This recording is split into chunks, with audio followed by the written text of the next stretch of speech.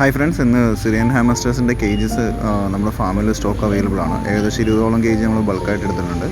അപ്പം ഒരു പെയറിനെ അല്ലെ സിംഗിൾ പീസിനെ ആണെങ്കിലും നമുക്ക് കീപ്പ് ചെയ്യാൻ പറ്റിയ രീതിയിലാണ് ഈ കേജിൻ്റെ സൈസ് വരുന്നത്. അതിനുള്ള കേവ്, ഇതേപോലെ ഹാമസ്റ്ററിൻ്റെ വീല്, ഫുഡ് വെക്കാനുള്ളത്, അതേപോലെ ബോട്ടിൽ ഡ്രിങ്കർ, ഇതെല്ലാം ഫുൾ സെറ്റായിട്ടാണ് നമുക്കിപ്പോൾ കേജ് അവൈലബിൾ ആയിട്ടുള്ളത്.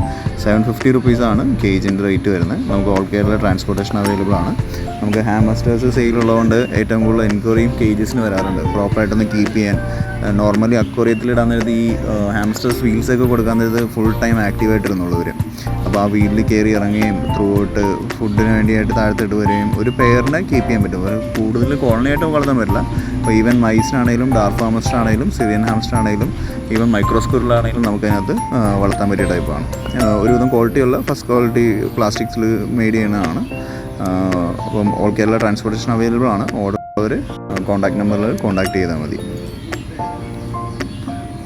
ഹാമസ്റ്റർ ത്രൂ ഔട്ട് ആക്റ്റീവാണ്. നോർമലി വലിച്ചുള്ളപ്പോൾ ഇവർ ആക്റ്റീവ് ആയില്ല. അപ്പോൾ ഇങ്ങനത്തെ ആക്സറീസ് എല്ലാം ഉള്ളതുകൊണ്ട് ത്രൂ ഔട്ട് ആൾ ആക്റ്റീവായിട്ട് നിൽക്കുന്നുണ്ട്. നമുക്ക് 2 ഓപ്പണിംഗ് വരുന്നുണ്ട്. മേളിലത്തെ ഫുള്ളി റിമൂവ് ചെയ്യാൻ പറ്റുന്ന രീതിയിലും താഴെയും വരുന്നുണ്ട്. ഇൻ കേസ് നമുക്ക് ബെഡ് ക്ലീൻ ചെയ്യണമെന്നുണ്ടെങ്കിൽ അടിയിലത്തെ ബ്ലൂ ട്രേ കംപ്ലീറ്റ്ലി നമുക്ക് അത് മാത്രമായിട്ട് മെഷീനിൽ നിന്ന് വിട്ടെടുപ്പിക്കാൻ പറ്റും.